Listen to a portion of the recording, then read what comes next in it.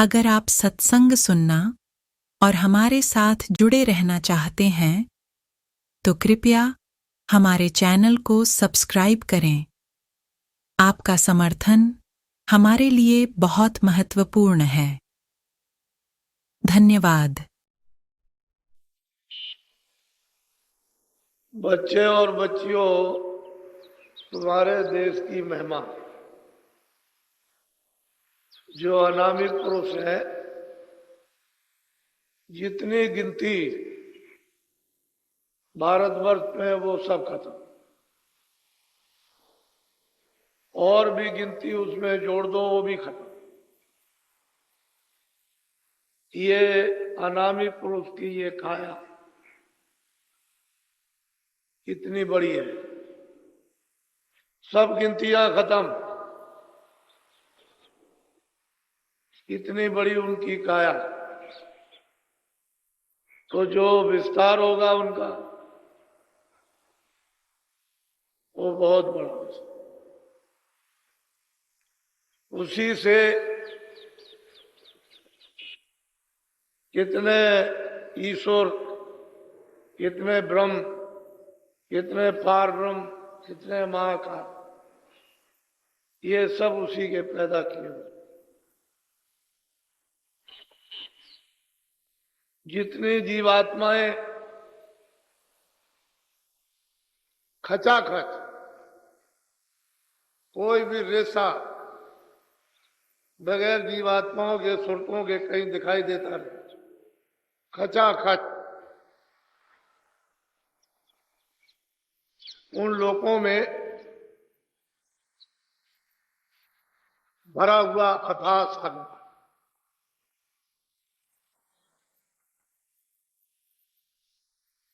जो वहां की जो सुरतें वहां रहती हैं, उनके लाखों लाखों ब्रह्मों के बराबर, यानी एक एक सूरत में प्रकाश है। वो ब्रह्म और ईश्वर की वहां कोई महिमा नहीं।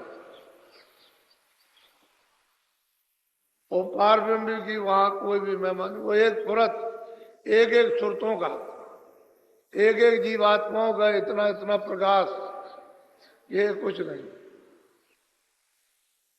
ये सारी जीवात्माएं वहीं से आई। जब उन्होंने अपने से अलग रचना का विस्तार किया तो पहले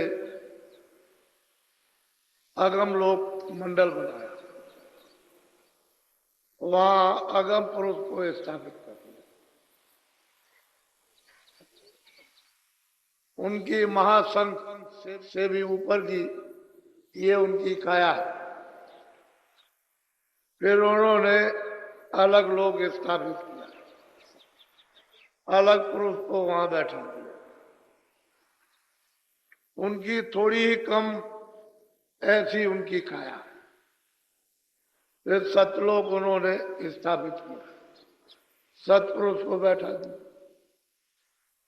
ये अनामी पुरुष ने ये तीनों लोगों की अपनी स्व इच्छा से स्थापित, और वो तीनों लोग एक रस, एक रूप है, एक रस, स्थिर है, अस्थायी है, परिवर्तनशील नहीं। सतलोक से, सतपुरुष से ये विस्तार है।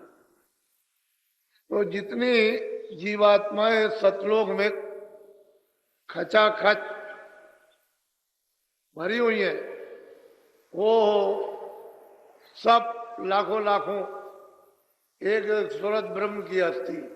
ब्रह्म में कोई अस्थि नहीं, ईश्वर में कुछ नहीं। ये तो वहां का खेल होता है।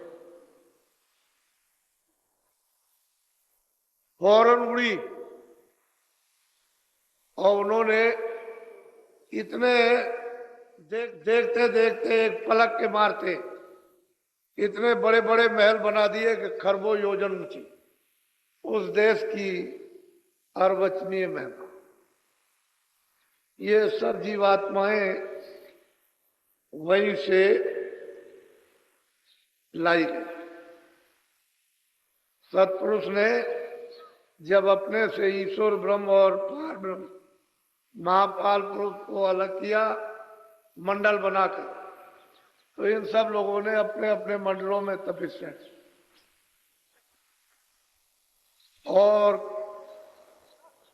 ये लिखन पढ़न का काम नहीं है। जितनी स्याही समुद्र में बनाओ बन रहा है कि कल में पत्तों की बना लो पृथ्वी को कागज, इतने दिनों तक आप उस पर लिखो, ये सब खत्म।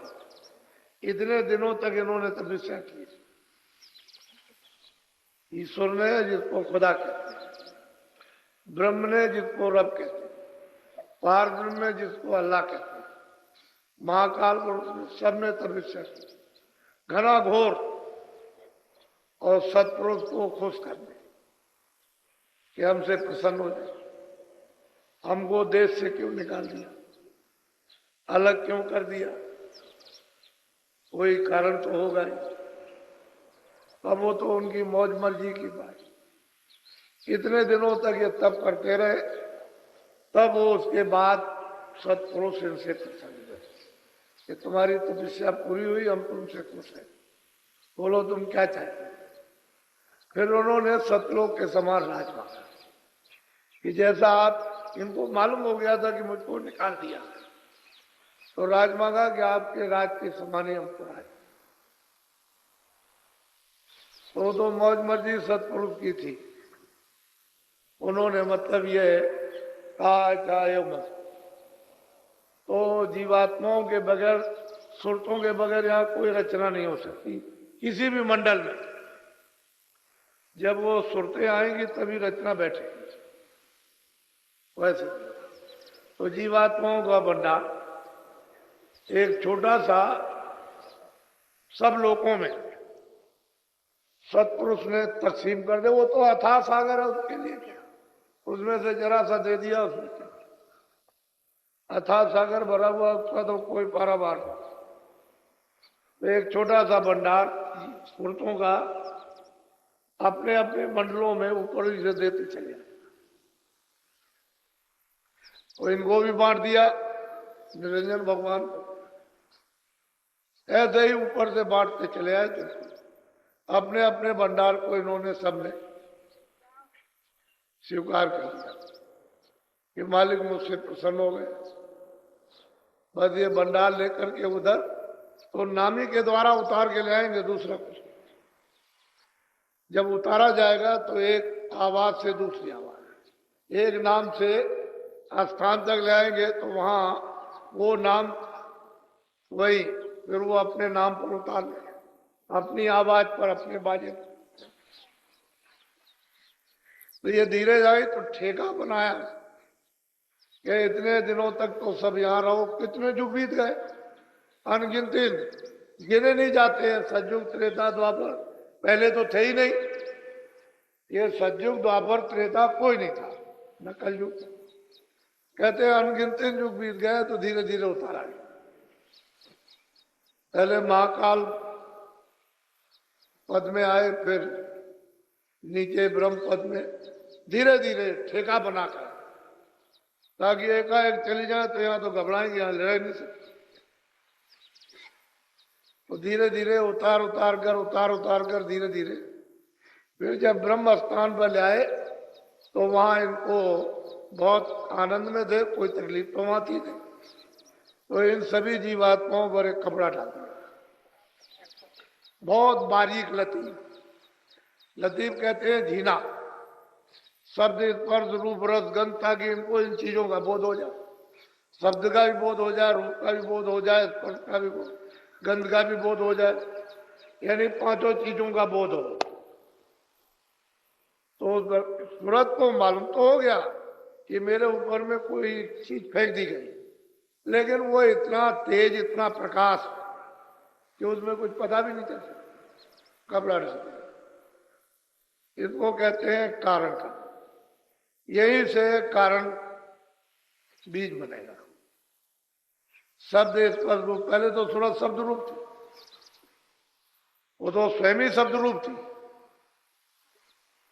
उसको तो उससे तो दूसरे ही, यानी अनुभव करते थे। तो जब यहाँ कपड़ा डाल दिया धीरे धीरे धीरे धीरे शब्द स्पर्श रस गंध,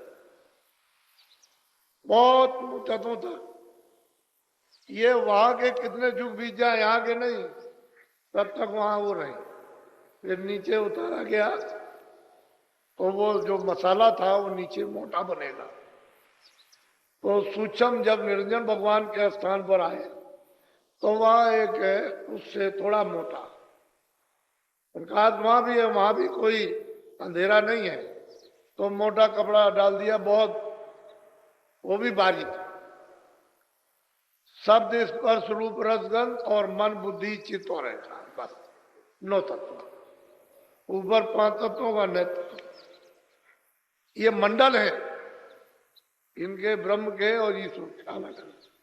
ईश्वर का मंडल अलग है और ब्रह्म का अलग, अलग अलग मंडल है इनके, बहुत बड़े बड़े। उन मंडलों में कितनी त्रिलोकियां, कितने लोग हैं वो गिने नहीं जा सकते, इतने बड़े बड़े मंडल। तो जब यहां बहुत मुद्दतों तक रखा, फिर धीरे से नीचे उतारा तो आद्या मां शक्ति ने इन पर उससे मोटा कपड़ा डाल दिया, थोड़ा सा मोटा, उसको कहते हैं लिंग से। जैसे स्वर्ग वैकुंठ में तो 9 तत्वों का कपड़ा डाला, 10 इंद्रियां, चतुसंताकर, मन बुद्धि चित्त और अहंकार, और 3 गुण, रजोगुण तमोगुण सतोगुण। अब वो देखिए कि वो कारण शरीर तो सूक्ष्म में चला गया और सूक्ष्म शरीर लिंग में चला गया, और फिर उसके बाद में जब यहां उतारा मृतलोक में, उसी आवाज के द्वारा, बाजों के द्वारा, तो जीवात्माओं को यहां ले आए। तो सबसे नीचे वाली आवाज है घंटा से, इसको पकड़ के जब यहां उतारा गया तो माँ के पेट में खोल तैयार करके, और उन्होंने जब 5 महीने का हो गया तो सूरत को दोनों आंखों के बीचों बीच उस खोल में बैठा दिया। तो ये खोल क्या, 5 तत्वों का, जल पृथ्वी अग्नि वायु आकाश, ये तो 5 का हो गया। उसके अंदर वाला 9 तत्वों का हो गया। फिर उसके अंदर जो है वो इसके ये 5 तत्वों का लिंग शरीर 17 तत्व, फिर उसके अंदर 9 तत्वों का शरीर, फिर उसके अंदर 5 तत्वों का। अब इस तरह से इसने कपड़ा पहन रखा है। अब इसको अगर कोई नहीं जानेगा तो इसका कपड़ा कोई उतार नहीं सकता, ये आभूषण है उसका। तो इतने कपड़े सूरत ने पहन रखे। उस समय पर कोई बंधन नहीं था। सूरत यहाँ बैठ गई माँ के पेट में, सब सुन रही है, सब देख रही है, कोई आंख बंद नहीं थी। जैसे ही 9 महीने का बच्चा पैदा हुआ तो आंख भी खुली, कान भी है, सब बातें सुन रही और सब देख रही है और चढ़ती चली जाती। उसे रोक टोक नहीं है, चढ़ जाती है। इसको उतार दिया, छोड़ दिया, फिर उसने लिंग को उतारा, उसको छोड़ दिया, फिर उसने सूक्ष्म को उतारा, छोड़ दिया, कारण को उतारा, छोड़ दिया, चली जाती। और रोज दरबार में सतलोक में हाजिरी थे, सब जितनी भी ये सुरतें जीवात्माएं सब रुक जाती थी। उस समय जाने आने का कोई बंधन नहीं।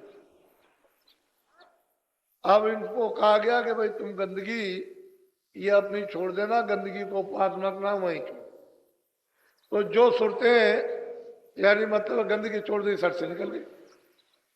इनकी अवध रखी 1 लाख बरस, तो बहुत चली गई वापस, वो कम नहीं गई, बहुत गई। लेकिन जब ये मालूम हुआ कि सब चली जाएंगी तो निरंजन भगवान ने फिर अब इनके लिए रोक टोक खड़ी कर दी। फौरन उन्होंने शक्तियां पैदा करके और उनका जन्म दिलवा दिया और उनको आदेश दे दिया कि जंगल में चले जाओ घोर तपस्या।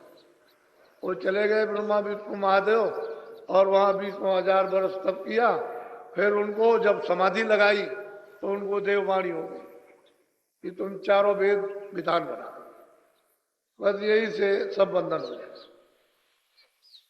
ये कूड़ा कचड़ा, ये सब पाप का, पुण्य का, अच्छे का, बुरे का, न्याय का, सत्य असत का, सब ये पड़ेगा। क्योंकि उस समय तो आंख खुली थी, कान खुले थे, रास्ता कुछ बंद नहीं था, नाक भी खुली। जाते थे आते थे, बस इतना ही था कि जा रहे आ रहे अपना घोंसला देखे हुए, फौरन उतर के आई अपने घोंसले में आ गई। ये उनका घोंसला था, पंचभौतिक शरीर। लेकिन जब अवध पूरी होगी तब चले जाए। तो फिर पीछे से ये झगड़ा लगा दिया। तो जब ये झगड़ा लगाया तो फिर गंदगी इसमें छन करके वो तो कारण लोक में चली गई जमा हो, कुछ सूक्ष्म लोक में गंदगी जमा हो गई, कुछ लिंग लोक में गंदगी जमा हो गई। जो बारी बारी अशुभ कर्म हुए वो मतलब ये कि शरीर में जमा, तो मन और बुद्धि और चित्त और ये सब गंदे हो गए, अंतःकरण गंदा हो गया। फिर वो जीवात्मा जो स्वच्छ और साफ बैठी हुई थी वो गंदी होने लगी। तो इस बार आपने कूड़ा कचरा डाल करके इसको गंदा कर, तो आंख भी बंद हो गई, कान भी बंद हो गए, नाक, क्योंकि ये तो वहां लेकर के आई थी। इस बार तो कोई पर्दा था नहीं, तो आंख पर, कान पर, नाक पर, इसमें तो सुधा ये चीज है, वहां भी रहेगी तब भी यही चीज है। तो जो चीज कुदरती है जिसको कोई बना नहीं सकता वो उसके अंदर मौजूद, आंख भी है, कान भी, नाक भी। अब गंदगी पड़ गई, बस यही से बंद आजादी दे दी। उसने कहा जो भी कोई कर्म करेगा मृत लोक में वो अपने अपने कर्म का फल हो गया। बस अब वो पता ठिकाना तो हम भूल गए अपने घर में आने का, भाई किस रास्ते से जाएंगे घर में पहुंचेंगे वो भूल गए। अब यहीं पर लगे झगड़े में, बस यहीं पर बस बस्ती बसाने लगे, इच्छा बसाने लगे, ममता करने लगे, आशा बांधने लगे, बस यही झगड़े। अब आपकी वो आशा खत्म हो गई, इच्छा खत्म हो गई कि अपने घर का कैसा आनंद है, कैसा सुख है, कैसी सुंदरता है, कैसी शक्ति है, कैसा ज्ञान हो, भूल गए। सही बात तो सही है कि ये आपका ये प्रदेश है।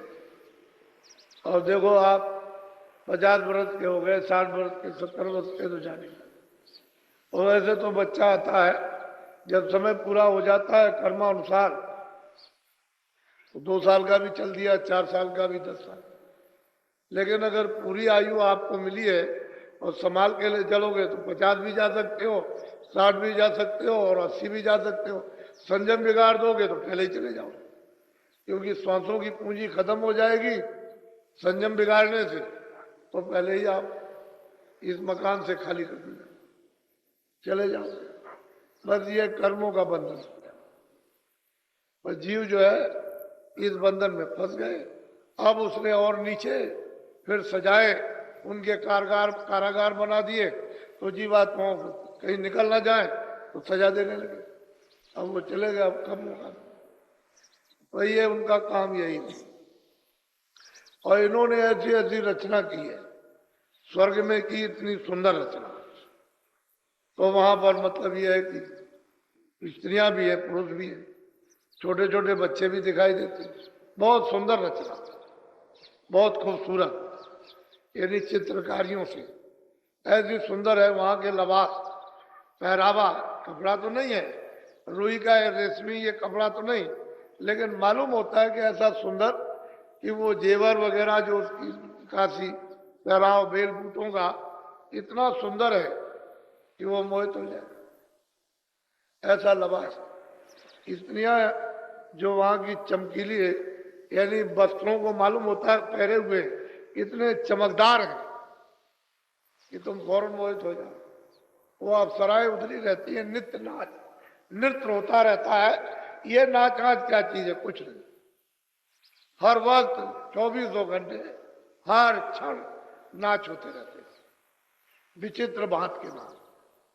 तो साधक के लिए तो अगर कोई बताने वाला नहीं तो उधर से आगे जा ही नहीं सकता, वो तो वहीं फंस जाए। तो उसने ऐसा माया का जाल कि इससे बचो, यहां तो वहां लक्ष्मी है, सावित्री है और पार्वती, और वहां स्त्रियां है, दोनों घेर लेंगे, ऊपर नीचे दाएं बाएं रिद्धियां सिद्धियां सब घेर के खड़ी हो जाती हैं। तो बुद्धि का हरण, प्रलोभन दे देंगे, बस आपकी साधना खत्म हो जाए। ऊपर जाइए तो आध्यात्म आ सकती, उसका इतना बड़ा लोक है कि मतलब यह है कि कितने, मतलब यह है कि करोड़ों, कि 1 2 4 10 20 करोड़ नहीं, कितने करोड़ों का लंबा मैदान, उसमें औरतें ही औरतें, स्त्रियां तो उसमें जाल से निकालना बहुत मुश्किल। ये स्वर्ग वैकुंठ में कुछ नहीं है, जो आद्या मां शक्ति लोक में जो देवियां हैं, ऊपर में पुरुष है, निरंजन भगवान विराज, वो काहे को जाने देंगे किसी को उनमें। उनके ऊपर में वो माया सबको रोके रहती है, उसका भी माया रूप, स्त्री का रूप है वो भी, उसकी सुंदरता अनोखी विचित्र है, ऐसी सुंदर और मोहित करने वाली कि तुम्हारे ऐसे कितने मतलब ये है कि सब फना हो गए, वो जा ही नहीं सकता। फिर उसके ऊपर में ब्रह्म है, उसका मतलब ये। तो चीज ये है कि अंदर का राज किसी को पता ही नहीं, वो जानते ही नहीं। और आप क्या, आपको मालूम है संसार में आप जब तक महात्मा नहीं मिलेंगे, ये जीव बेचारा क्या कर सकता। वही सूरत है जो हजारों लाखों करोड़ों ब्रह्मों की वो शक्ति और प्रकाश रखती थी, आज वो बूंद रूप से एक जर्रा, एक कण, उससे भी छोटी, हजारों गुणा कड़के कर दी जाए उससे भी छोटी, वो मतलब यह है कि वो सूरत हो गई। और फिर उसका जो प्रकाश था वो सब इस जड़ में जज हो गया, लय हो गया। अब बिना महात्मा महापुरुषों के इसको कोई समेट भी नहीं सकता, क्योंकि उनको मालूम है कि कहाँ बैठी है, उनको पता है इसमें क्या है, आंख भी है, कान भी है, नाक भी है, ये बरामद, ये समेटी कैसे जाएगी, उधर से खींची किस तरह से जाएगी, प्रकाश सिमट करके कैसे आएगा, ये उनको मालूम है। योगी योग करते रहे वो भी बेकार है, उससे भी कोई लाभ नहीं। प्राणायाम किया नीचे से तो यहाँ आंखों के सामने आएगा वो, फिर यहाँ से ऊपर जाना तो वो मेहनत 60 बरस 70 बरस 80 बरस की बेकार हो गई, क्योंकि यहीं तक आना नीचे से, फिर ऊपर जाना।